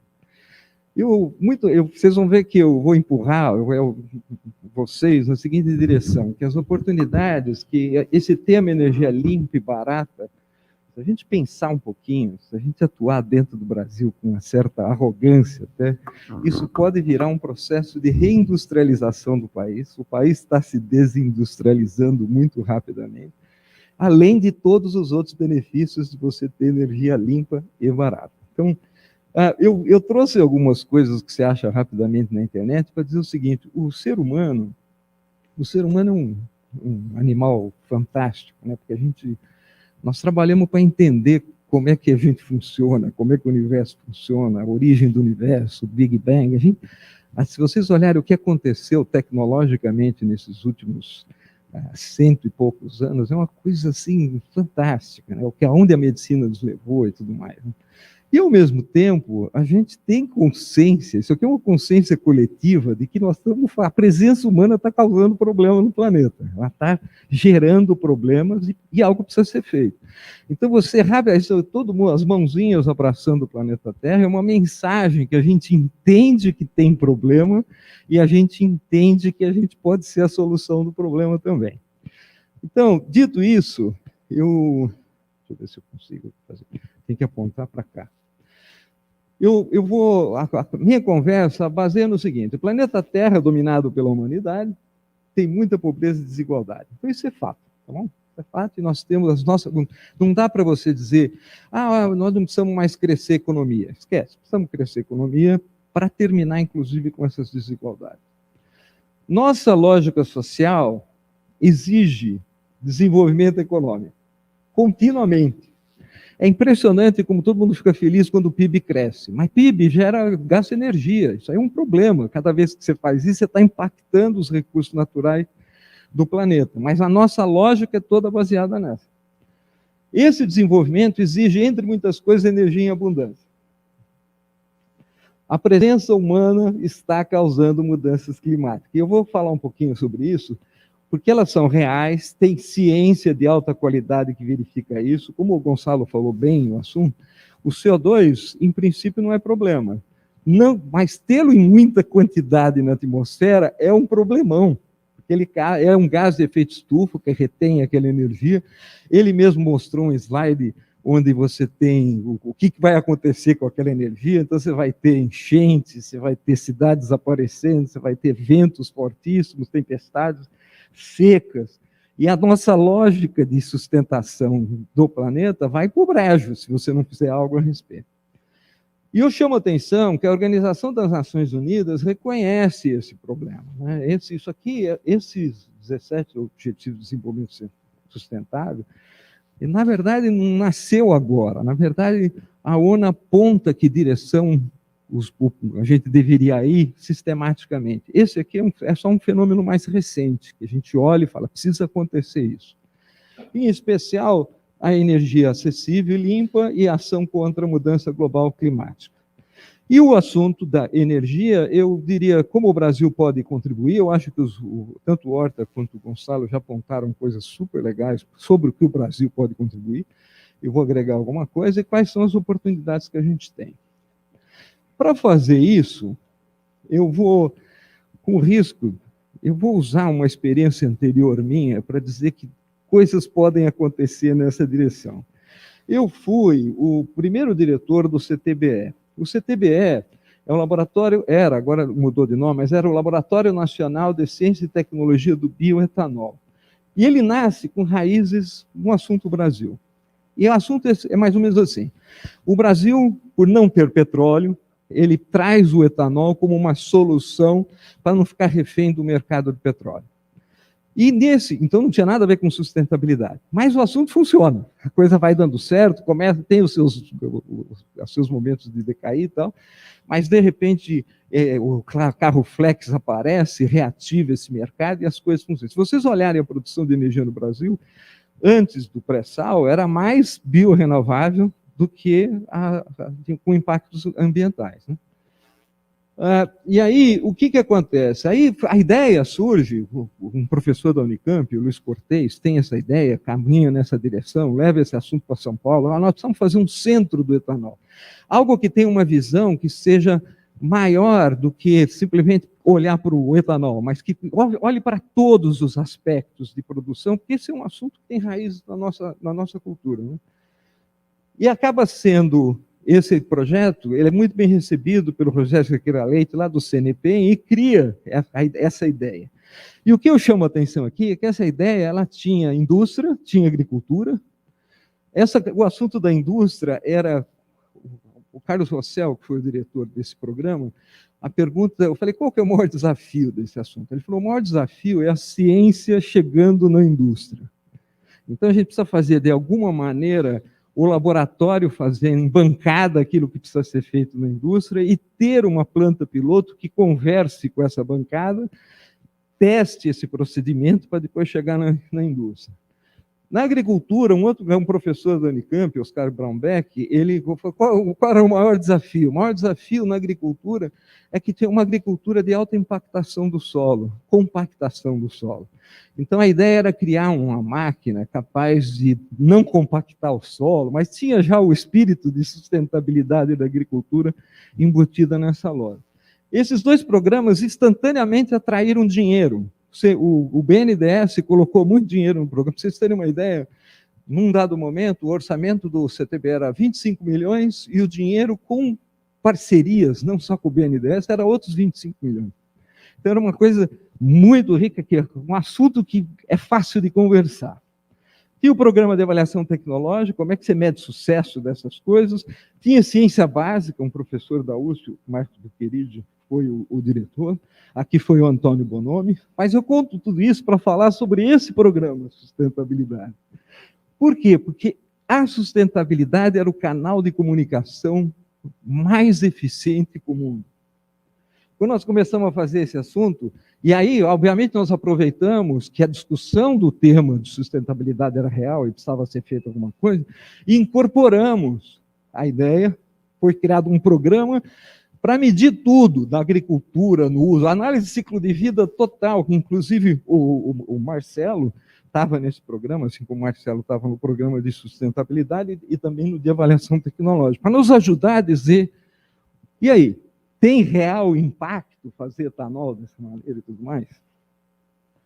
Então, eu diria, porque isso é o tema da nossa conversa, que a sustentabilidade, nesse programa de raiz brasileira do etanol, faz uma ponte super legal.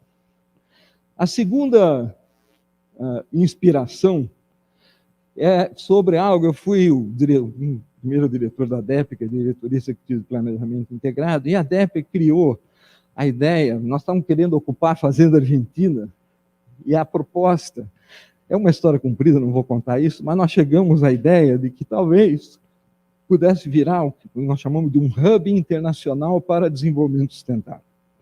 Ora, que esse assunto nasceu dessa maneira, o que nós percebemos? Que o tema conversa com a comunidade Unicamp inteirinha. Tem, assim, você entra em qualquer instituto, eu fui em todas as congregações da Unicamp, conversando com todo mundo, e o tema, por quê? Porque desenvolvimento sustentável, todo mundo tem como contribuir. Então, ele atrai, se atrai as pessoas de todas as áreas do conhecimento. Oi, tá bom.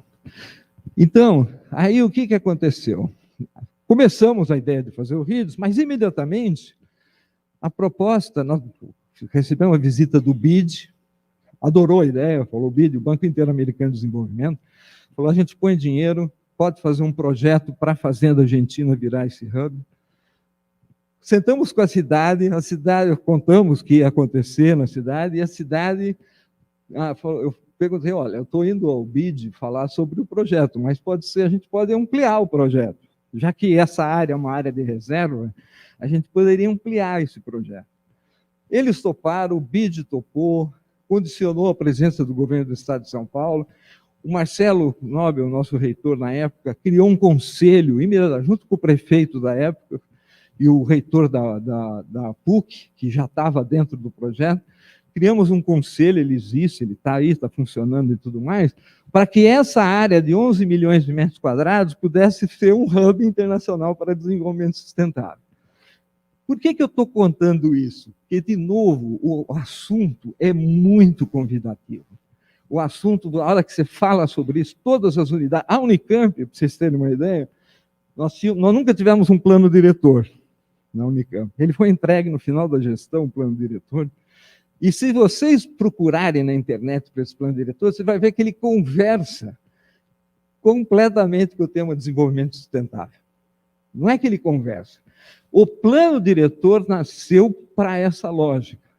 Não é assim, não é um departamento do plano diretor a sustentabilidade. A sustentabilidade é o guia. E é isso que a gente precisa nos mais diversos assuntos. Então, olha, é isso para contar para você. E essa sinergia nós encontramos conversando com a própria ONU. Ela é real, ela existe. Esse é um projeto deles que atrai, inclusive, muito rapidamente a atenção do mundo privado e coisas desse tipo. Então, olha, dito tudo isso, eu diria, temos aí oportunidades. Eu vou passar bem rápido por isso. Isso aqui é para dizer o seguinte: a gente consome muita energia, quase toda a nossa energia vem do Sol, tá certo? Você olha, basicamente petróleo, carvão, biomassa, eólica, hidráulica, tudo mais, com exceção de algumas, a nuclear, que não vem do Sol, mas vem de outras estrelas, energia de maré, com o apoio da Lua, etc. Qual é o problema? Emissão de gás de efeito estufa. Obviamente que o CO2, quando capturado da atmosfera, ele deixa instantaneamente de ser o problema. Quando ele tem abundância, ele é um problema grave, porque ele aumenta a temperatura do planeta. Outra coisa, eu corro um risco aqui de diminuir o tamanho do problema. Mas, como eu falei logo no começo, a origem disso tudo, obviamente, está no Sol, há 4,5 bilhões de anos atrás, não parece. E ele tem tempo de vida, a gente sabe como é que ele funciona. Daqui a 5 bilhões ele vai deixar de ser o nosso velho Sol, vai ter uma transição, e provavelmente acaba tudo, os planetas. Se aí um problema climático sério vai ser nesse momento, vai dar assim. Então, e fora a periodicidade como essas coisas acontecem no Sol. Eu falo isso porque tem também problemas ocasionais, né? Quando você tem um meteoro que chega, bate, 65 milhões de anos atrás. As eras glaciais e interglaciais, que a gente... É aí que talvez alguém possa pensar que eu estou enfraquecendo o argumento. Não, eu estou tentando pôr uma escala de tempo no argumento. As eras glaciais, a última, 100 mil anos, a escala de tempo, 90 mil anos foi terra geladinha e 10 mil anos foram os últimos 10 mil anos. Nós fizemos toda a lógica da agricultura e tudo mais. Então, o que acontece? Essas coisas, as mudanças climáticas no planeta, são bastante comuns nessa escala de tempo. Onde que entra o assunto gás de efeito estufa? Numa escala de 2 centenas de anos e décadas, em que você vê essas coisas acontecendo de uma maneira muito rápida. Ó, com risco... Isso aqui mostra bem a escala. Esse livro, não estou fazendo a propaganda do livro, estou contando para você que tem muita informação na literatura. Esse autor, ele faz o que ele chamou de um action plan, um plano de ação, convida um monte de gente da sociedade civil, do mundo corporativo e tudo mais, para discutir esse assunto, gente técnica muito boa, para fazer qual é um plano de ação no assunto, né? E aqui mostra uma figura que é a presença do gás carbônico a partir da Revolução Industrial. É um boom. Vai lá, está lá.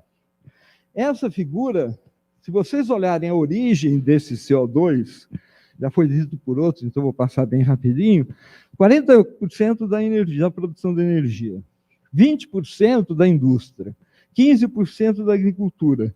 Se você olhar esses três, você pode ver que isso aí, para o Brasil, tem grandes oportunidades. Embora você fale, pô, Marco, mas e o pré-sal? Conversar como é que você lida com esse assunto. Mas isso tem grandes... Só aqui, ó, olha isso aqui, dá 76% desse problema, o Brasil tem grandes oportunidades, como sendo um país agrícola da forma como é. Nós temos muito sol, nós temos muita água, nós temos muita coisa para poder fazer isso funcionar.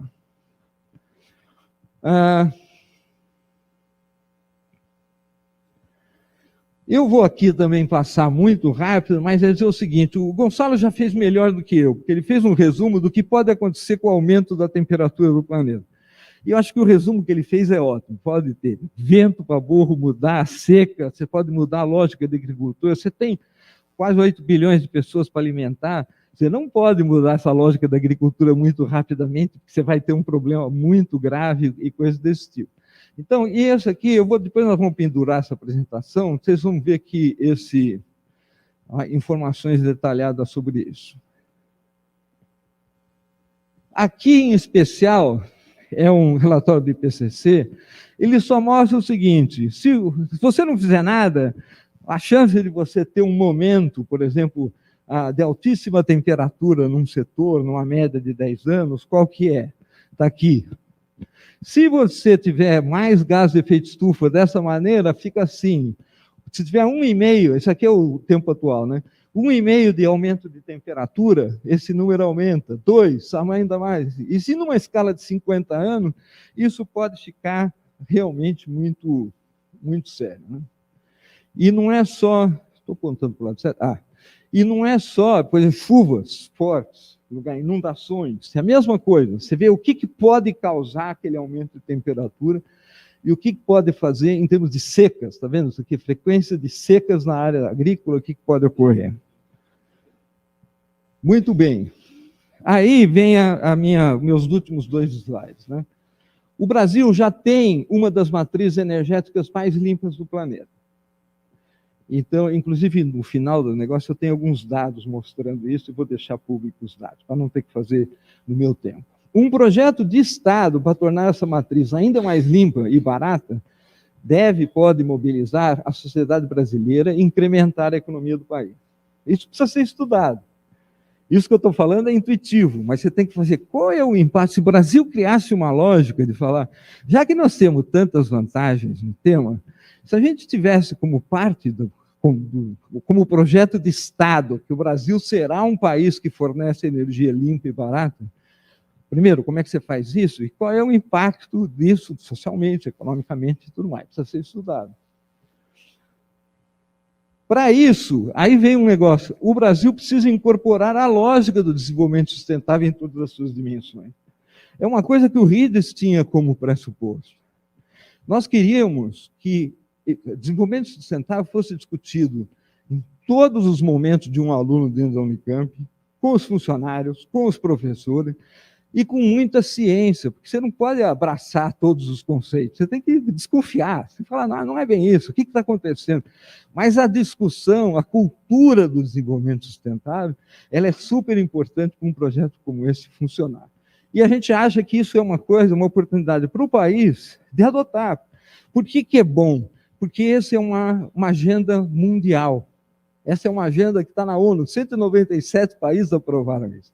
Se a gente adota isso como agenda nossa, que nós estamos preparados para enfrentar isso, é uma maneira de uma integração com o mundo muito forte, que cria grandes oportunidades. A indústria do futuro, isso é bom você lembrar, ela não vai procurar por mão de obra barata. A automação é uma realidade. Ela vai procurar se instalar em países comprometidos com os valores do seu público.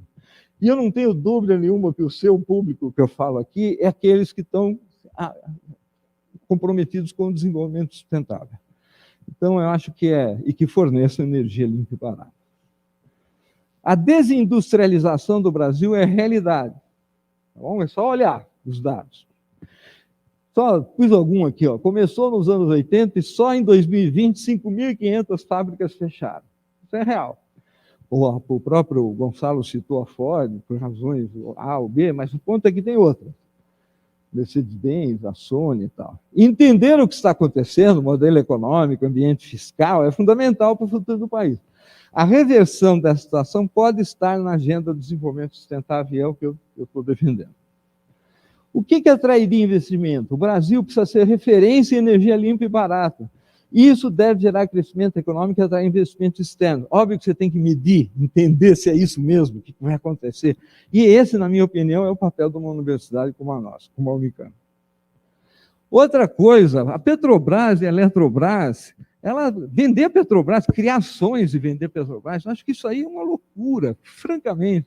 Eu acho que essas empresas, elas têm que virar, de alguma maneira, uma estratégia de gestão do país.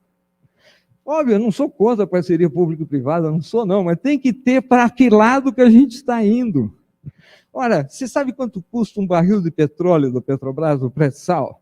$10 o barril. Você viu quanto está custando por causa da guerra?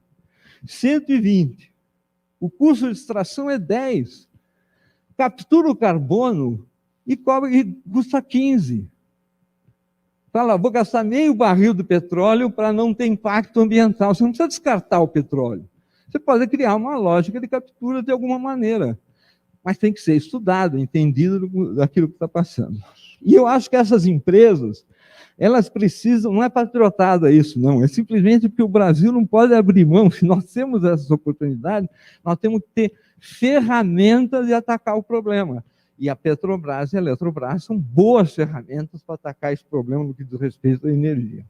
Essas empresas precisam ser realinhadas para viabilizar o ambiente para a nova indústria que está surgindo, a indústria comprometida com o desenvolvimento sustentável. E aqui vem a minha provocação. O fórum, essa ideia que está acontecendo aqui, você soma isso, o RIDS, que é o Hub Internacional para Desenvolvimento Sustentável, provoca o RIDS. Porque, olha, pessoal, eu me aposentei, né, alguns dias atrás. E aí perguntaram, por que você está se aposentando? Porque eu falei, porque eu percebi nesses projetos que eu participei que tem vida inteligente fora do planeta. Mas dentro do planeta tem vida muito inteligente, que é, digamos, o nosso ambiente da forma como a gente está. Se a gente provocar esse povo para fazer, reunir competências, oferecer um projeto no tema, para que lado que o Brasil precisa ir nesse tema? Chama todo mundo, eu garanto para você que em todas as áreas de conhecimento tem gente para contribuir. E a gente vai numa direção de parar a nossa discussão que nós estamos fazendo para o governo, essa discussão para o presidente está insana, e falar, olha, um bom norte é esse, é um projeto com a universidade parando, pensando, avaliando e apontando para que lado vai. É o meu último agora. O tema de desenvolvimento sustentável oferece soluções para a humanidade e muitas oportunidades para o Brasil, inclusive econômicas. Não preciso dizer que a agricultura é uma. Isso que eu estou falando de energia, se você fizer, vamos fazer meta, o Brasil terá a agricultura mais sustentável do mundo. Eu não sei se vocês têm a oportunidade de frequentar países europeus. Hoje, os supermercados tem muito isso. O cara tem lá o selo, o que está sendo feito. Óbvio que tem que ser feito com responsabilidade, mas grandes oportunidades para o nosso país.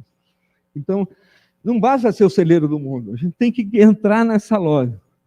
E a Amazônia, né? Não vou nem falar da Amazônia, que a gente vai, mas a Amazônia certamente pode ser algo. Eu queria agradecer o Marcelo pela oportunidade, o Paulo Lima, que é um aluno, inclusive, do próprio Marcelo, que me ajudou a levantar esses dados. Obrigado.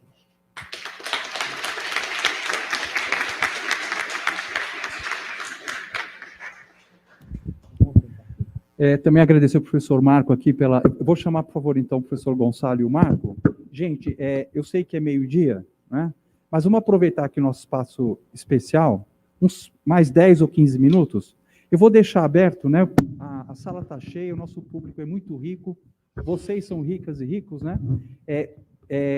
A Maria Amélia está com o microfone aqui, então, para qualquer pergunta, tanto aqui para o professor Marco, o professor Gonçalo, o professor Horta, espera que eu vou deixar ele aqui com a gente. Então, vou pedir para quem quiser fazer uma pergunta, se identificar, né? E dizer o nome, né? Aluno, aluna, ou fora aqui da Unicamp, para qualquer tipo de pergunta. Porque eu tenho várias, mas vamos abrir aqui a oportunidade. Não fiquem tímidos. Então tem uma lá no fundo, por favor. Então vamos fazer assim, sugestão, tá? Então vamos ouvir aqui 2 ou 3 perguntas, aí nós respondemos.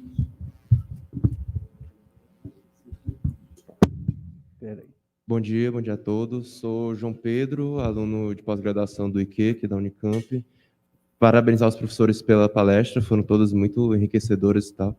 E eu queria fazer uma pergunta que é para a mesa, trazendo um pouco do que o professor trouxe aqui na reunião, na apresentação. Eu sou do estado do Ceará, meu estado está aproveitando de certas formas muitas oportunidades que estão surgindo no campo de energias renováveis, tanto a demanda europeia por fontes limpas, como a oferta chinesa por painéis fotovoltaicos até em preços inferiores a fontes fósseis de energia. Mas, assim, a questão do crescimento constante da emissão de carbono, apesar do aumento, da evolução das energias limpas, por assim dizer, ela se manteve constante. Qual a expectativa para diminuir essa emissão? E eu trago até um exemplo do cenário do meu próprio estado. Uma fala do secretário de Desenvolvimento Sustentável, ele trouxe... Apesar da gente estar em um momento, em um ambiente, que a gente está precisando fechar a termoelétrica, que a gente está precisando parar de emitir fontes fósseis, ainda assim eles aceitaram trazer mais uma termoelétrica para o Estado por questão econômica. E a fala dele que me marcou foi, se ele não for aqui, se não for a gente aceitar, vai ser em outro Estado, vai ser em outro lugar. E ainda tem essa lógica de demandar esse investimento externo, independente de ser para uma matriz mais limpa ou não. Eu quero ver como é que vocês veem essa questão de não só diminuir a emissão de carbono em valores percentuais, mas também em valores absolutos, com o passar do tempo, sabe? Ok. Mais perguntas? Vamos aproveitar aqui. Aqui, ó, por favor, à frente. Obrigado.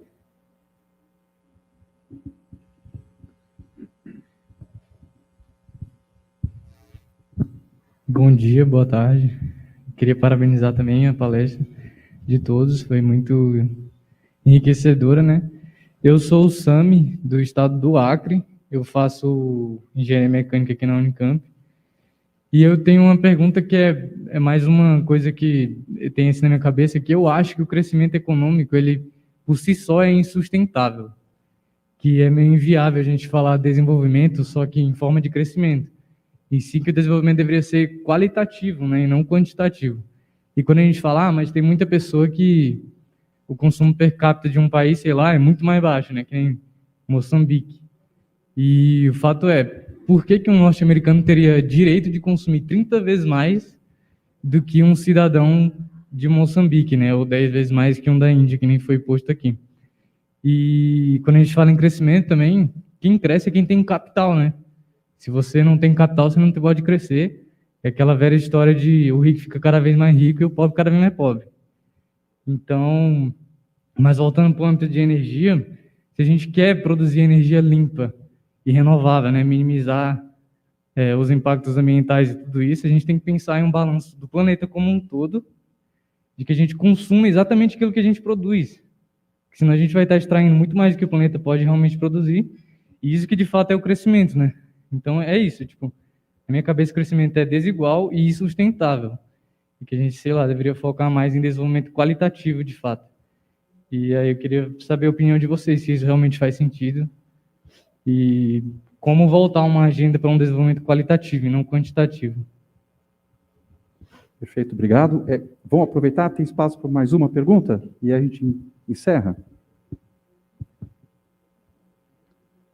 Aqui na frente tem uma, eu vou fazer, tá? Já que... Ó, mais 5 segundos. Alguém quer fazer mais uma pergunta? Ninguém? Então, deixa eu provocar aqui. Vou fazer 2 perguntas, né? Aí os nossos colegas respondem como quiserem.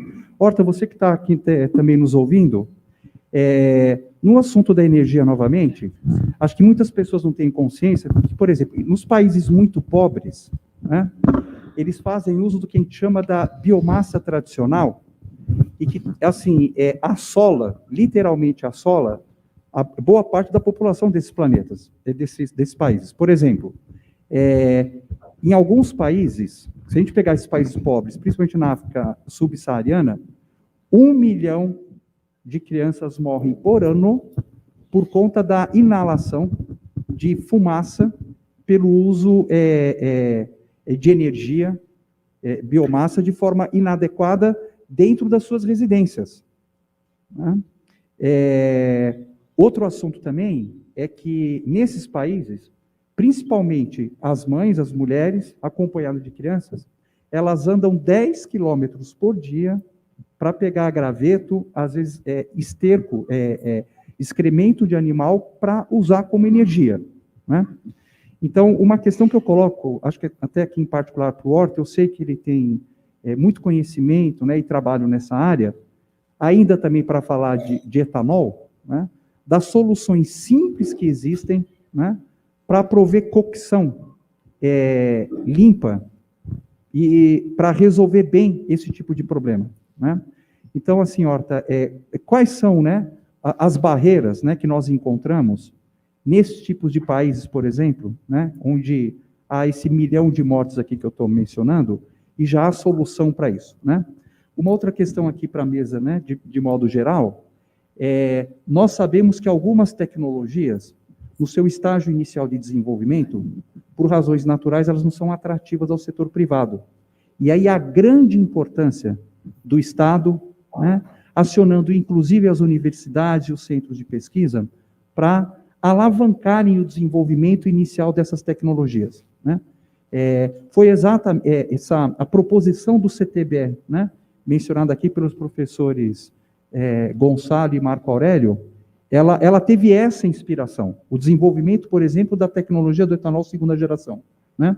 Então, também queria que vocês comentassem, né, a importância do Estado, né, para alavancar o início desses desenvolvimentos e, naturalmente, o papel fundamental que tem a universidade pública nesse processo. Então, eu não sei se os meus colegas aqui, né, conseguiram tomar nota de tantas perguntas, né? Vocês fiquem absolutamente à vontade para responder, quais quiserem e como quiserem. Eu vou aproveitar aqui. Horta, podemos começar por você? Que faz tempo que a gente não te ouve. Pode começar assim. O Horta está um pouquinho baixo. Eu não sei se é nosso problema aqui ou se você está longe do microfone. Eu não sei se vocês me escutam bem. A conexão não está... Tá muito baixo, viu, Horta? Deixa eu ver se é a gente aqui. É a gente? Está me escutando agora melhor? Tá um pouquinho melhor. Berra um pouco mais alto. Marcelo, Peraí, Horta, é aqui. eu já quero agradecer Agora, mais uma vez. peraí, Horta, eu estou sendo quase assassinado aqui. Peraí. Me ajuda aqui. Só um pouquinho, Horta, só um pouquinho. Aumenta aqui, por favor. Eu vou aumentar aqui. Foi a gente que está... Oi, Horta, pode começar de novo. Bom... agora sim. A culpa é sempre de quem pergunta, viu, Horta? Quem pede? Eu vou tirar a minha câmera para a gente ter um sinal melhor. Eu, infelizmente, estou com uma conexão ruim, está truncando um pouco, mas eu reitero meu agradecimento. Foi um prazer partilhar isso com o Gonçalo e com o Marco Aurélio. Realmente, o tema é muito bom e ter colegas assim, nós avançamos um pouco na discussão, não é?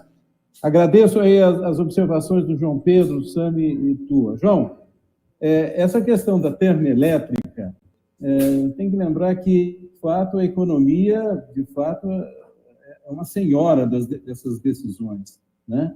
E agora está se falando de novo em centrais a carvão. Lembrar que o governo brasileiro, recentemente, estimulou centrais a carvão lá no sul do Brasil. São contrassensos, né? E não podemos abrir mão de vez, mas temos que ter uma tendência clara, uma penalização dessas iniciativas infelizes, uma valoração daquelas que são melhores.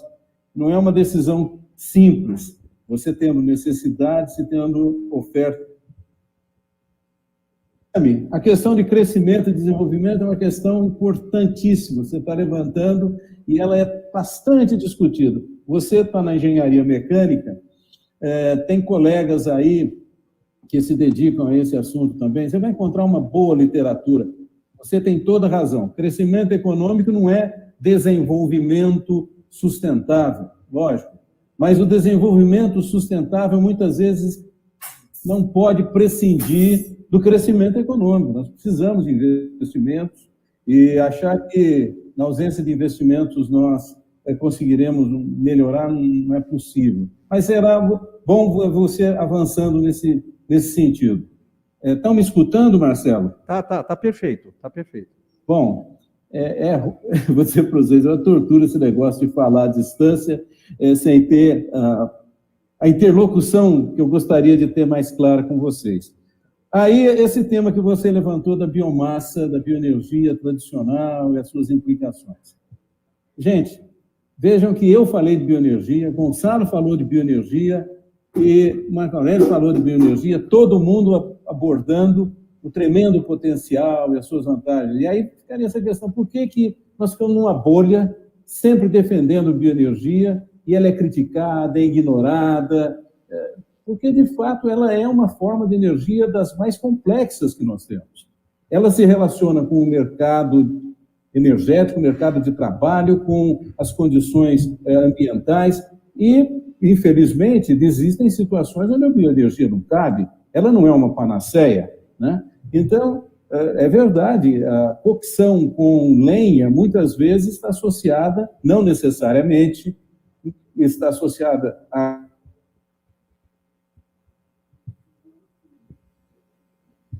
doenças respiratórias. Horta, interrompeu um pouquinho aqui a sua conexão.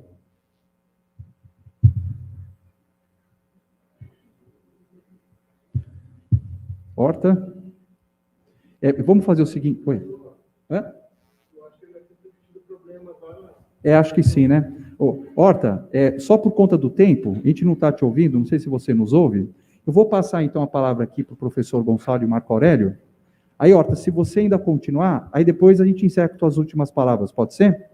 Obrigado aí pela atenção. Então, Gonçalo e Marco, fiquem à vontade então para as perguntas que foram feitas, né? Para a gente poder encaminhar aqui o nosso encerramento. Tá bom. Eu concordo totalmente com o que você falou. O problema a gente já está com... O diagnóstico está claro, sabe? O diagnóstico está claro. Marcelo, Oi, Horta, desculpa. não sei em que momento que truncou, aqui caiu, mas já levantei, mas aqui caiu. Eu estava falando do questão do crescimento e desenvolvimento econômico. Não, você estava falando Horta, da cocção com lenha, que não necessariamente ele é um problema, né? Você parou nessa parte. Isso, porque os fogões que nós temos usado de uma forma geral no sudeste do Brasil, que eu vejo, são fogões a lenha usando chaminés. Então, o ambiente da cozinha não fica tão enfumaçado assim. É lógico, naquelas residências realmente pobres, usam-se os fogões chamados de 3 pedras, né, que é o fogo aberto, open fire, onde não há condição de conduzir a fumaça para fora do ambiente. Mas aí a eficiência é muito baixa, o tempo que as pessoas, tipicamente mulheres, precisam ter para consumir, para prover combustível é muito grande. A eficiência do fogão a lenha de fogo aberto é 5%. A eficiência do fogão a lenha, como nós usamos no Brasil, que tem uma chaminé, tem algum controle de tiragem, passa a 15%. Você gasta 3 vezes menos lenha. Mas, de fato, o etanol permite uma eficiência muito mais alta e existem experiências muito interessantes no Quênia, principalmente, em alguns países dessa região da África Oriental, onde o etanol se mostra uma solução muito interessante. Mas o que a pergunta-chave você faz é o que faz isso avançar ou não? Eu dizia da complexidade que tem a bioenergia. Ela tem relação com todos os setores da sociedade, com o meio ambiente, com a economia, e muitas vezes existe desinformação, preconceito, interesses escusos no sentido de depreciar a bioenergia, e o Brasil tem cumprido um papel importante nos foros internacionais. Esse foro permanente que você está, nesse momento, dando oportunidade para mim, é muito interessante, porque ele vai poder explorar isso e valorizar esse tema que nós 3 aqui, com você, podemos destacar. É um tema brasileiro, sem dúvida, mas é um tema que interessa a africanos, a latino-americanos, onde essa riqueza de água, solo disponível e condições de insolação são muito favoráveis à bioenergia. É uma bateria natural, né? Você converter energia solar em biomassa, você está armazenando energia. O Gonçalo mostrou isso muito bem. E nos usos domésticos, tem uma série de potenciais. Eu não tenho como explorar mais tempo, gastar mais o tempo que eu já gastei, agradecendo muito essa oportunidade. Passo aí para os meus colegas. Horta, obrigado. E só lembro aqui, gente, que no assunto da bioenergia é justamente na faixa intertropical do planeta, onde está a grande oportunidade para a produção de bioenergia, e são exatamente esses países nessa faixa que são os países mais pobres do mundo, né? Por favor, Gonçalo. Então, obrigado, viu, Horta? Comentando aqui, primeiro, um aspecto muito importante. Nenhum organismo tende ao equilíbrio. Equilíbrio é exceção. A regra é extinção. Então, o que acontece é que nós somos tão complexos que parece que a gente está fazendo alguma coisa muito diferente. Não estamos. Estamos caminhando para a extinção. Por uma série de mecanismos. Na minha opinião, o mercado financeiro é o maior deles. O mercado financeiro, para mim, é mecanismo de extinção. A gente não percebe. Entretanto, a gente tem um cérebro diferente de todo mundo. E esse cérebro nos permite entender o que está acontecendo. Gonçalo, quer pôr mais aqui? Esse cérebro nos permite entender o que está acontecendo. E aí a pergunta é a seguinte: entendendo o que está acontecendo, será que a gente consegue reverter? Crescer, crescer, até quando? É óbvio que isso não é solução para nada, né? Eu enxergo que é na bioenergia, pelo fato de você ter uma... Como eu disse, eu vou voltar a dizer, a economia não devia chamar economia, devia chamar ergonomia, para a gente entender o fluxo de energia. Toda vez que você tem energia concentrada, você tem poder concentrado. É o caso do petróleo. Qual é a maravilha da bioenergia? É você justamente distribuir. O plantio é distribuído, as atividades são distribuídas, a geração de emprego é enorme. Energia eólica e solar para produzir hidrogênio para a Europa. Horrível. Se eu tivesse horrível. É como se a gente não tivesse um país, não tivesse gente precisando de energia. Grande oportunidade de coisíssima nenhuma. Eu não enxergo assim, pelo contrário, o Brasil contribui com menos de 2,5% da quantidade de CO2 emitida no planeta, e 70% disso é queima da Amazônia, ou seja, a nossa atividade civilizatória é extremamente baixa em relação ao consumo de energia. Então, eu não estou aqui para buscar solução para país nenhum, não. Eu estou querendo solução para o nosso país. E essa solução passa pela geração de emprego, que, na minha opinião, é a coisa mais importante de todos. O resto vem depois. Porque não é gerar bolsa disso, isso é necessário como um período para alavancar. Na hora que você faz a bioenergia, você pode olhar interior de São Paulo. Todo lugar que você tem uma usina, você tem uma cidade bem qualificada, próxima, um monte de indústria, um monte de coisa, Quer dizer, o biocombustível é justamente a oportunidade que a gente tem, por isso que eu chamo isso de oportunidade, para mudar esse caminho da extinção. Que é, na minha opinião, o que vai acontecer, né? Com petróleo associado ao mercado financeiro, e é o caminho que a gente está. Mas a gente vai... Quem disse? Ninguém imagina que tem alguma força superior que vai evitar de acontecer o mais provável. A pergunta é se o nosso cérebro vai ser capaz de frear esse caminho que a gente está indo. Pessoal, muito obrigado. Marcelo, muito obrigado. Obrigado, Horta, aí. Um abração. É isso aí, amigo. Só comentar, gente, a partir de 2006, se não me engano, os Estados Unidos se tornaram o maior produtor de etanol do mundo, né? Aí superando o Brasil, no caso, o programa Etanol de Milho.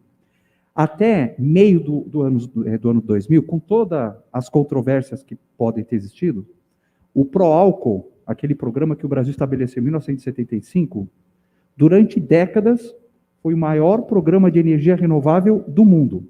A gente está chamando muita atenção para isso, porque foi usada a expressão, né, complexo de cachorro de vira-lata, que é muito importante, e aqui nós estamos na academia, aqui sai conhecimento, a gente saber valorizar as soluções inteligentes que o Brasil tem capacidade de oferecer, né? É disso que a gente está falando. Marco, por favor. Obrigado, viu, Gonçalo? Bom, vou começar pela última colocação, que eu acho que você tem razão, que eventualmente nós vamos ter que redimensionar o felicidade, né? Não vai ser só aumentando o PIB sistematicamente, sinônimo de que a comunidade humana está bem. Então, isso tem que ser reorganizado, principalmente porque você já deve ter visto essa conta, que se você pegasse o que o americano gasta de energia, nós precisamos de 8 planetas para que todo mundo tivesse o mesmo tipo de conforto que eles têm, né? E de recursos naturais. Então, isso é real e faz parte da lógica do desenvolvimento sustentável, que é você olhar.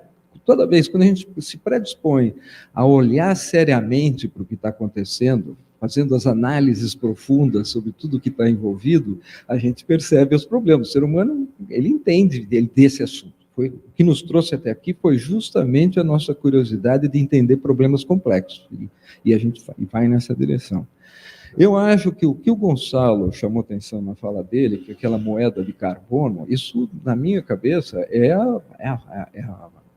como diria, a gestão pública, vamos dizer assim, mais interessante para nos empurrar para um planeta de energia sustentável e barata. Porque a hora que você começar a premiar quando você está com energia limpa e punir quando você está suja, porque a sociedade entende que aquilo é um valor, que aquilo é importante, que tem que acontecer, a gente caminha nessa lógica de frear as iniciativas que às vezes têm puramente econômicas, às vezes simplesmente por emergências, assim, esse assunto pode ir resolvendo de uma maneira ou de outra, né? Eu diria que está na hora, eu sou meio contra, eu vou dar direito à réplica para o Gonçalo, esse assunto da gente olhar internamente só, sabe? Assim, eu acho que a oportunidade que tem nessa agenda ONU é uma oportunidade de inserção do Brasil se apresentar como um país interessado numa solução global. Então, e como nós temos características muito especiais, eu acho que virar as costas para isso é perder a oportunidade. Eu acho que a gente deveria, muito pelo contrário, se engajar e entender, olha, essa lógica é o que protege a Amazônia. Se a gente criar uma lógica adequada de falar, olha, o maior bioma do planeta, o maior, como é que fala? A biodiversidade existente é essa, e nós precisamos criar uma lógica adequada de proteção. Isso é um patrimônio não só brasileiro, mas do mundo inteiro. Com um pouco de inteligência, a gente traz o mundo inteiro a favor e não contra. Não contra. Hoje em dia, o Brasil abre a boca, todo mundo fala... E nós precisamos trazer uma agenda positiva. E a Agenda de Desenvolvimento Sustentável, na minha cabeça, é a agenda que nos coloca virtuosamente na agenda mundial. Claro, claro, claro. Eu concordo com você, não quis dizer de forma nenhuma encerra. Pelo contrário, essa é a oportunidade que a gente tem de fazer o Brasil se tornar uma liderança do bem mundial, baseado que não houve tempo aqui suficiente e tal, mas o Brasil está à frente de uma oportunidade gigantesca de liderar o mundo de uma outra forma, uma forma muito mais empática, e essa empatia passa por fazer bons negócios com distribuição de energia, com energia distribuída, com produção de energia distribuída. Quando eu falo essa história de que eu não topo esse modelo de produzir hidrogênio para exportar, olha o que está acontecendo hoje no Brasil. Veja as nossas praças entupidas de flagelado, sendo o maior produtor de alimento do mundo, o alimento para exportar. O agronegócio no modelo atual vai nos matar de fome. Do mesmo jeito que hidrogênio, esse negócio, todo vai acontecer a mesma coisa. Então, esse é meu ponto, sabe? Não é de forma nenhuma. A gente tem que mostrar, principalmente com a África em particular, como é que a gente faz para levar essa solução para um mundo realmente sustentável e não maquiado, né, com a sustentabilidade. Bom, então eu vou encerrar aqui então essa mesa. Agradeço aqui novamente a participação dos nossos convidados aqui especiais, né? Agradecer também ao público aqui que compareceu. Lembrando que nós temos mais mesas na parte da tarde e amanhã também. Vários dos temas que nós comentamos aqui estão em outras ODSs. É importante ter a noção, a percepção de que a sustentabilidade ela é transversal. Vejam que falar de energia é falar de economia, é falar de meio ambiente, naturalmente, é falar de pobreza, né? O professor Gonçalo acabou de mencionar de novo, né, o assunto aqui da agricultura. Ele falou sobre o assunto, né, muito discutido na academia, muito discutido por várias instâncias de governo, entre o chamado conflito alimento e biocombustíveis, né? Tem muito exagero nessa colocação, enfim. Agradeço, então, a todas e todos, né? Continuem, então, convidadas e convidados para assistir às outras mesas. Um prazer estar aqui com vocês. Muito obrigado.